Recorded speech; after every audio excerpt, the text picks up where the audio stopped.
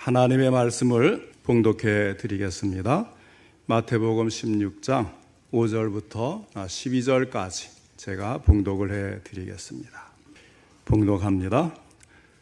제자들이 건너편으로 갈새 떡 가져가기를 잊었더니 예수께서 이르시되 삼가 바리새인과 사두개인들의 누룩을 주의하라 하시니 제자들이 서로 논의하여 이르되 우리가 떡을 가져오지 아니하였도다 하거늘 예수께서 하시고 이르시되 믿음이 작은 자들아 어찌 떡이 없으므로 서로 논의하느냐 너희가 아직 깨닫지 못하느냐 떡 5개로 5,000명을 먹이고 주운 것이 몇 바구니며 떡 7개로 4,000명을 먹이고 주운 것이 몇 광줄이었는지를 기억하지 못하느냐 어찌 내 말한 것이 떡에 관함이 아닌 줄을 깨닫지 못하느냐 오직 바리새인과 사두개인들의 누룩을 주의하라 하시니 그제서야 제자들이 떡의 누룩이 아니요 바리새인과 사두개인들의 교훈을 삼가라고 말씀하신 줄을 깨달으니라. 아멘. 오늘은 믿음이 작은 자들아 이 제목으로 함께 말씀을 듣겠습니다. 오늘도 하나님께서 예배드린 우리 성도님들을 만나주시고 생명의 말씀을 통해서 풍성한 은혜를 내려주시기를 축원합니다. 먼저 하나님께 기도드리겠습니다. 사랑과 은혜가 풍성하신 하나님 아버지, 오늘도 저희들이 드리는 예배를 받으시며 귀한 말씀 주시니 감사를 드립니다. 이 말씀을 통해서 하나님께서 우리에게 말씀하시고자 하는 것이 들려질 수 있도록 전할 때도 들을 때도 성령님이 함께 하시고 도와주시옵소서. 깨닫고 믿음으로 실천할 수 있도록 도와주옵소서. 예수님의 이름으로 기도하옵나이다. 아멘. 예수님께서는 30세에 공생애를 시작하셔서 3년 동안 복음을 전하셨습니다. 이를 전적으로 연구하는 신학자들에 따르면 그 전체 중에 4분의 3에 해당하는 시간을 12제자를 가르치는 데에 쓰셨다고 합니다. 예수님께서는 12제자를 위해서 그만큼 많은 시간을 할애하여서 그들을 가르치시고 바른 길로 인도하고자 하셨습니다. 그리하여서 마침내 예수님께서 가르치신 그 12제자를 통해서 전 세계에 복음이 전해지고 오늘날 전 세계에 많은 교회들이 세워지게 된 것입니다. 오늘 본문에서는 12제자를 앞에 놓고 가르치시는 예수님의 모습을 볼 수가 있습니다. 예수님께서는 5,000명을 먹이시는 이적을 보이셨습니다. 성경 말씀대로 한번 상상해 보시죠.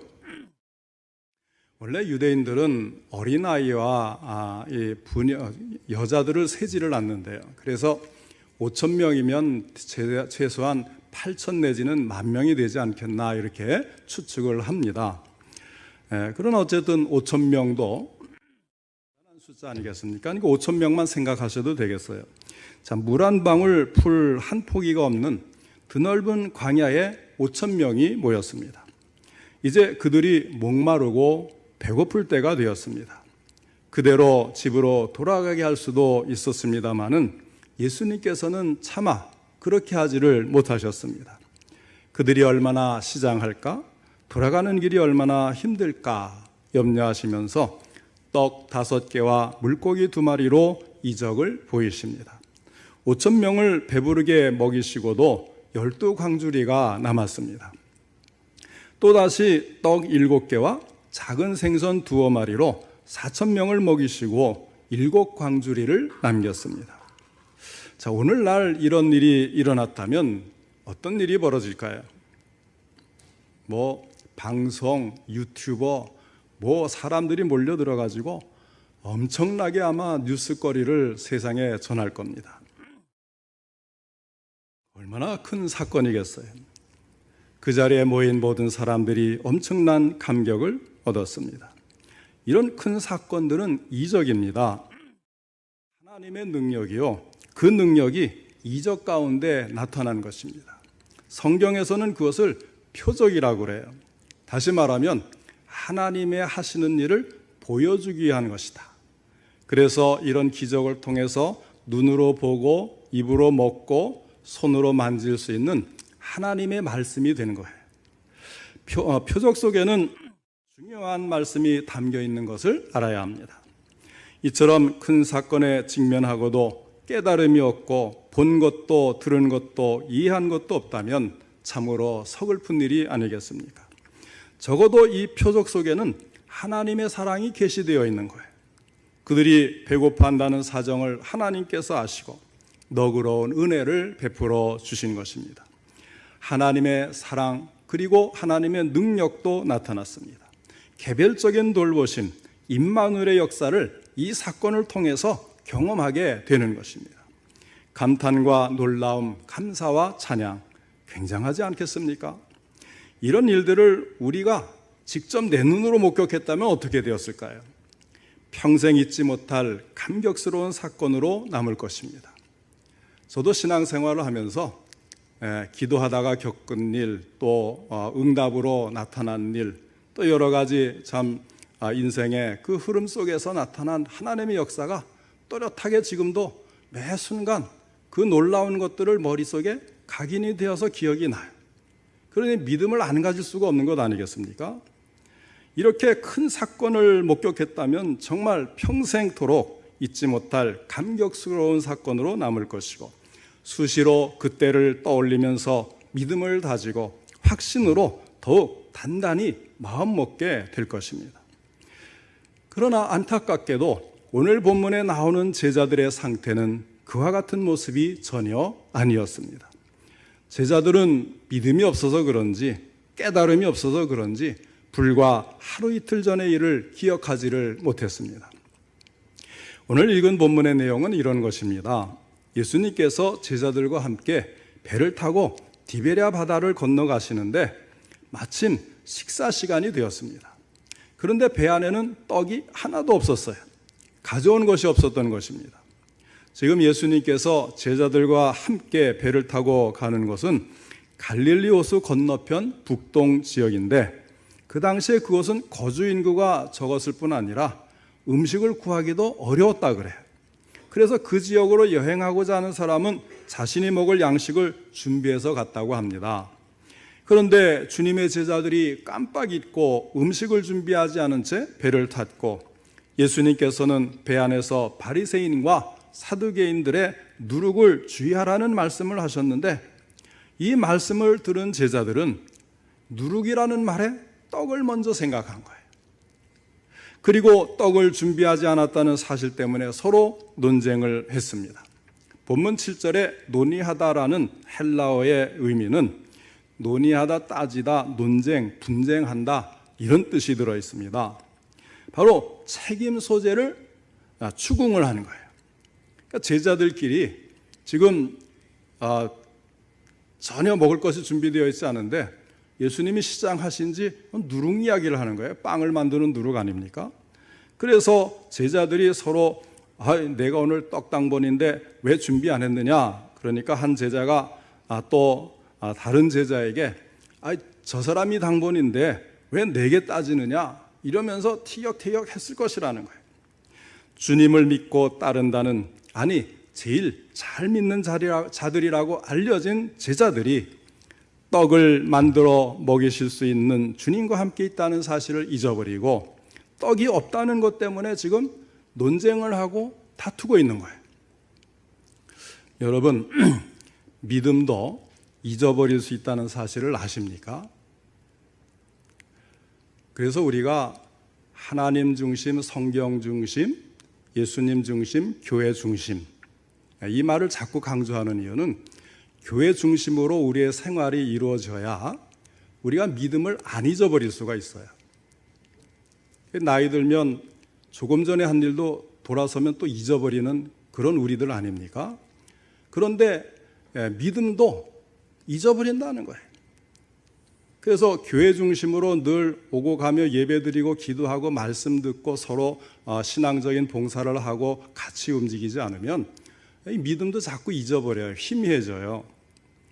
젊었을 때에는 주님만을 위해서 평생을 헌신하리라 다짐했고 또 굳꿈을 가지고 어떤 일도 마다하지 않았는데 세월이 지난 어느 때부터인가 인생이 막연하고 꿈도 잃고 믿음도 어디로 빠져나갔는지, 내가 그렇게 믿음을 가졌던 적이 있는가 하고 반문할 수가 있다는 말씀입니다.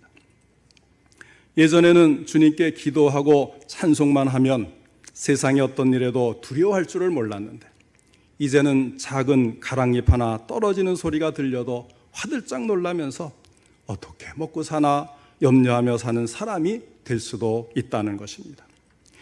오늘 본문에 나오는 제자들도 어제는 믿는 자였던 것 같은데 오늘은 갑자기 믿음이 없는 사람들처럼 행동한 것입니다.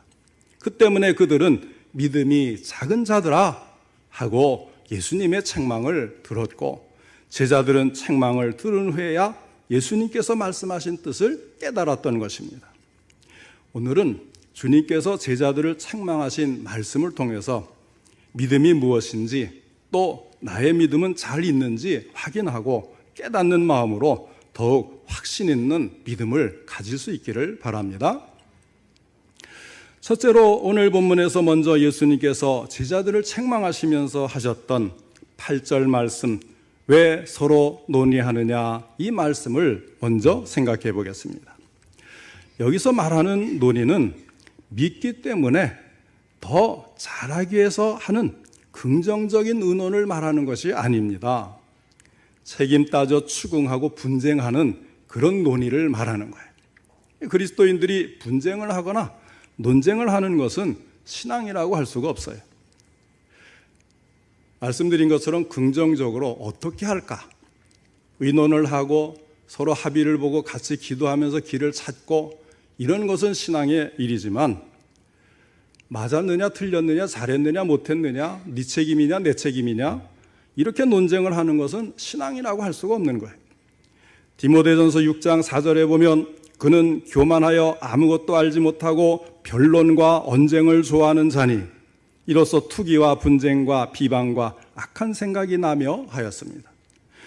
언쟁이나 분쟁을 좋아하는 자는 교만한 자요, 하나님의 뜻을 알지 못하는 자들이 하는 불신앙의 소산인 것입니다. 디모데후서 2장 14절로 15절에서도 너는 그들로 이 일을 기억하게 하여 말다툼을 하지 말라고 하나님 앞에서 엄히 명하라. 이는 유익이 하나도 없고 도리어 듣는 자들을 망하게 함이라. 너는 진리의 말씀을 옳게 분별하며 부끄러울 것이 없는 일꾼으로 인정된 자로 자신을 하나님 앞에 드리기를 힘쓰라 하였습니다. 우리 신앙인은 잘했다 잘못했다 이것이다 저것이다 하고 싸우거나 논쟁하는 자들이 아닙니다. 언쟁은 내 신앙생활에 아무런 유익이 없어요. 잘잘못을 따지며 분쟁하는 자들은 오히려 믿음을 버린 신앙인들인 것입니다. 예수님께서는 누룩을 비유로 영적인 문제에 대해서 말씀하고 계셨는데, 육적인 것에 대한 말씀인 줄 알고 떡이 없다고 근심하고 당황하며 논쟁을 벌인 제자들의 소행은 믿음을 버린 불신앙의 행위인 것입니다. 주님의 책망은 제자들의 준비성 없는 것에 대한 것이 아니었습니다. 떡이 없어도 안심하고 평안할 수 있는 그 믿음이 없다는 것에 대한 책망이었습니다. 예수님은 우리가 필요로 하는 것을 채워주실 수 있는 분입니다. 떡이 없는 현실 문제를 해결해 주실 수 있는 분이십니다.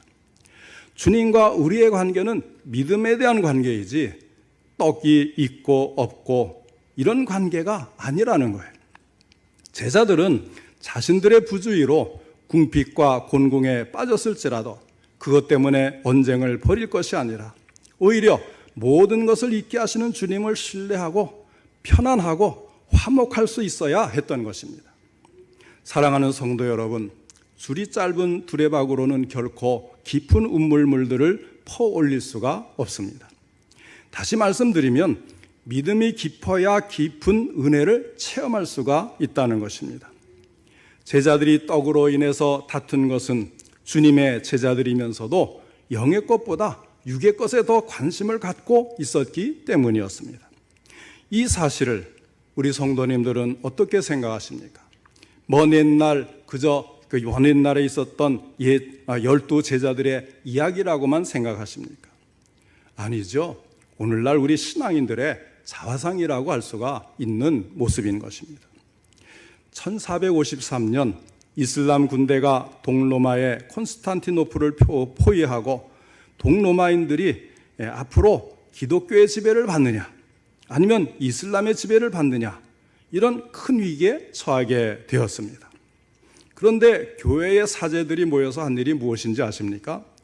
성모 마리아상 눈의 색을 무슨 색으로 할 것인가? 그거 가지고 티격태격하고 천사는 남성적이냐 여성적이냐? 성수에 파리가 빠져 죽었는데 성수가 오염되었을까? 아니면 거꾸로 파리가 성스럽게 되었을까? 이런 문제로 논쟁을 하고 다투느라고 하고 시간을 보냈다는 거예요. 교회는 떡이 없을 때 논쟁하는 것이 아닙니다. 광야에서 배불리 먹여주시던 주님의 사랑과 능력이 임하면 모든 것이 해결되는 것을 믿고 교회는 오직 말씀의 귀를 기울이고 믿고 기도하고 해결받는 것임을 믿으시기를 바랍니다. 그 다음에 두 번째로 9절에 너희가 아직도 깨닫지 못하느냐 하신 말씀을 생각해 보겠습니다. 본문 8절로 10절에 예수께서 아시고 이르시되 믿음이 작은 자들아 어찌 떡이 없으므로 서로 논의하느냐 너희가 아직도 깨닫지 못하느냐 떡 5개로 5,000명을 먹이고 주운 것이 몇 바구니며 떡 7개로 4,000명을 먹이고 주운 것이 몇 광줄이었는지를 기억하지 못하느냐 이렇게 하신 말씀이 무슨 뜻이냐 하는 거예요. 자, 이 말씀은 너희가 보고 체험하지 않았느냐 다시 말하면 없는 것 때문에 싸우지 말고 있게 하시는 주님을 보고 깨달으라 그런 말씀인 것입니다. 주님께서는 떡 5개로 5,000명을 먹이셨는데 떡 7개로는 4,000명을 먹이셨어요. 잘 비교해 보시면서 생각해 보세요. 떡이 많으면 더 많이 먹이는 기적이 일어나고 떡이 적으면 더 적게 먹이는 기적이 일어나는 것이 아니라는 거예요. 5,000명을 먹일 때는 떡 5개만 필요했어요. 4,000명을 먹일 때는 떡 7개가 필요했어요. 무슨 이야기입니까? 준비된 떡이 많으냐 적으냐가 문제가 아니라는 거예요. 그냥 필요하면 5개로도 5,000명을 먹이고 필요하면 7개로도 4,000명을 먹일 수 있는 그런 예수님이시다. 이것을 믿으라는 거예요. 신앙세계의 개념은 결코 숫자 개념이 아니라 믿음의 개념이고 능력의 개념이라는 것입니다.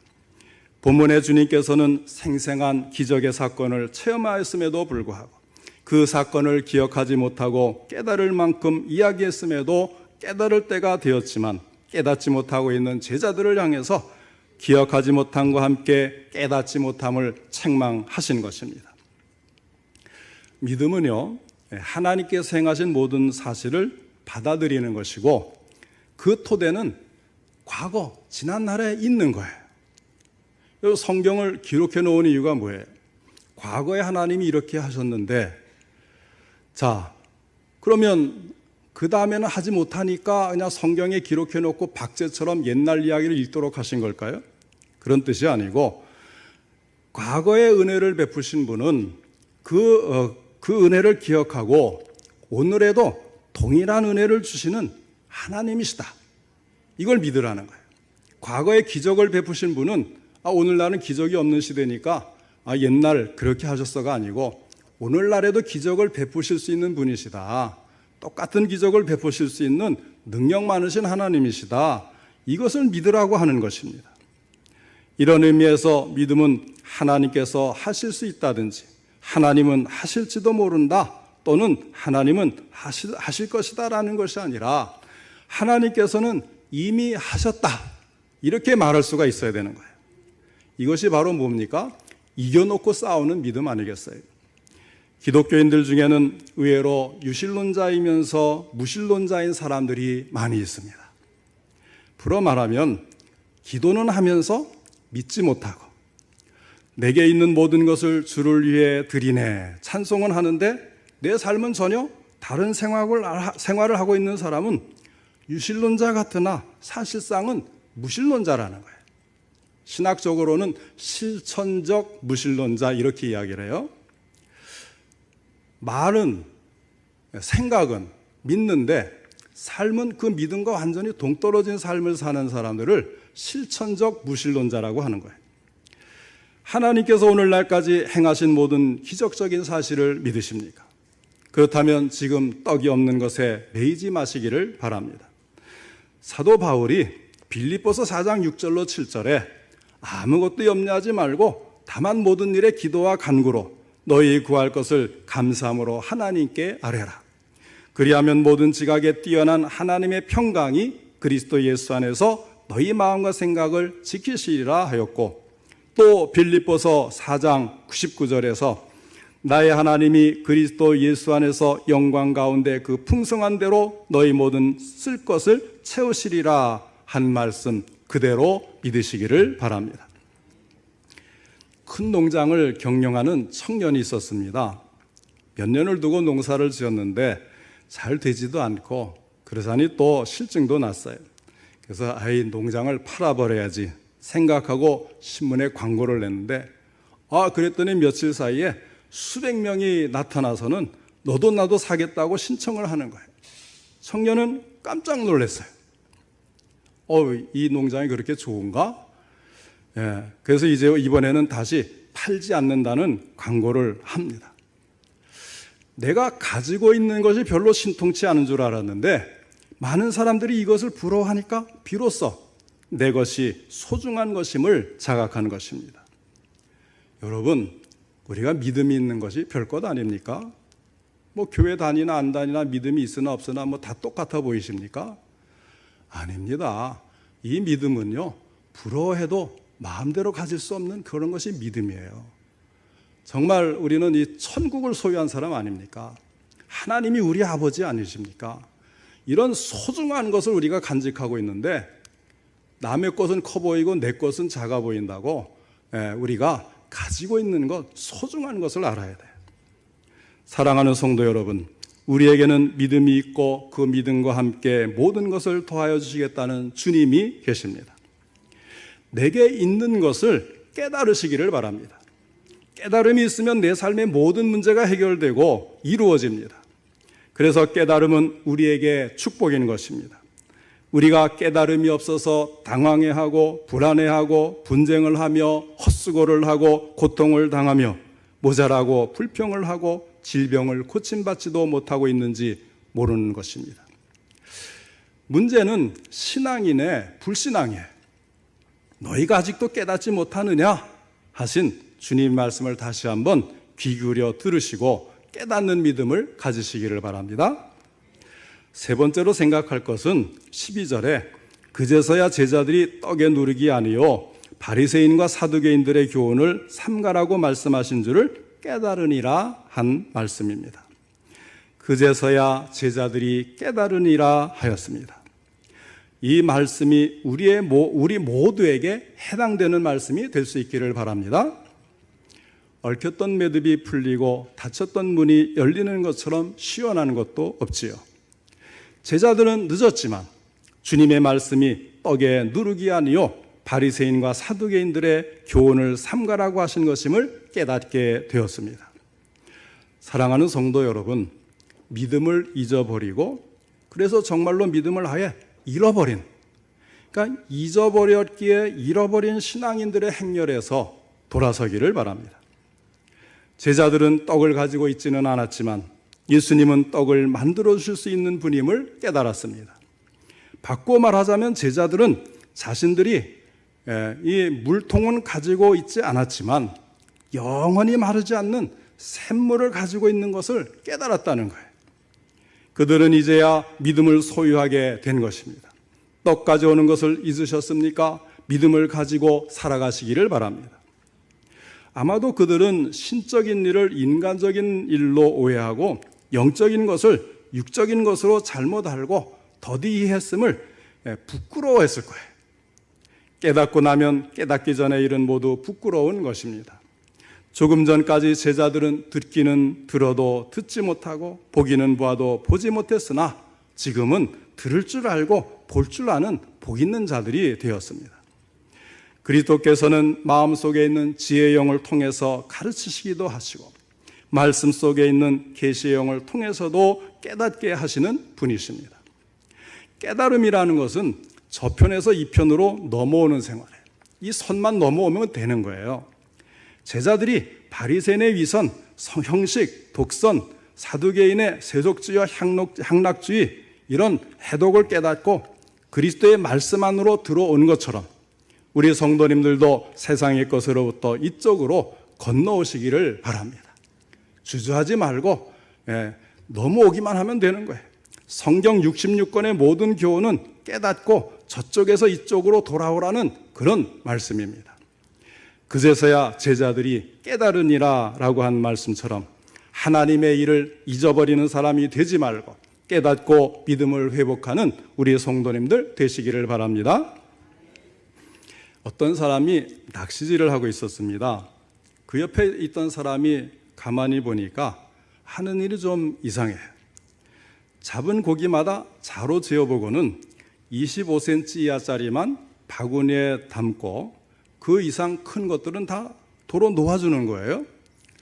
보통은 어때요? 큰 물고기는 가져오고 작은 거는 놓아주지 않습니까? 근데 그와 반대로 행하니까 이상하게 여겨서 물어봤어요.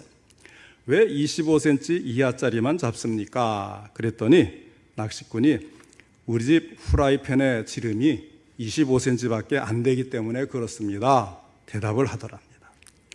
사람들은 크고 좋은 생각들이 내게 올 때는 자신에게 맞지 않는다고 버려버리고 조그만 것, 보잘것없는 것만 붙잡기 때문에 발전이 없거나 더딘 것입니다.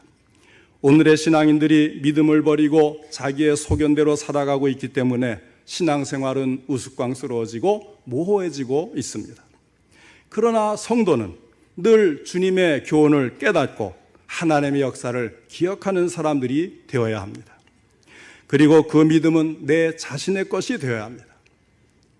칫솔이나 면도기는 남의 것을 사용할 수가 없지 않습니까? 마찬가지로 남의 믿음을 내가 쓸 수는 없는 거예요. 내 믿음으로 내가 매일매일을 살아가야만 합니다. 오늘 이 시간에 누구 때문에 믿는다든지 남을 의지하는 신앙이 아니고 내 자신이 깨닫고 확신하는 믿음으로 살아가는 우리 성도님들 되시기를 바랍니다. 사랑하는 성도 여러분, 오늘도 기적은 있습니다. 오늘도 깨달음은 있습니다. 오늘도 새로운 믿음의 감격에 살아가야 하겠습니다. 여기에 능력이 있고 여기에 승리가 있습니다. 믿음이 작은 자들아 아직도 깨닫지 못하느냐 하신 주님 말씀을 깊이 생각하고 살아계신 하나님을 믿고 깨닫는 마음으로 늘 승리하는 삶을 살아가는 우리 모든 성도님들 되시기를 주님의 이름으로 축원합니다. 기도하겠습니다. 사랑과 은혜가 풍성하신 하나님 아버지, 오늘도 다시 한번 저희들을 살펴보시고 믿음이 작은 자들아 하시며 아직도 깨닫지 못하느냐 책망하시는 주님의 음성을 우리의 마음이, 우리의 영이 들을 수 있게 하여 주시옵소서. 우리가 믿는 자 같았지만 너무 작은 믿음으로 아버지 하나님 참으로 주님의 마음을 아프게 했고 걱정스럽게 했던 것을 용서해 주시옵소서. 하나님 아버지, 이 시간 성령 충만을 주시고 확고하고 담대한 믿음으로 설 수 있게 하여 주시옵소서.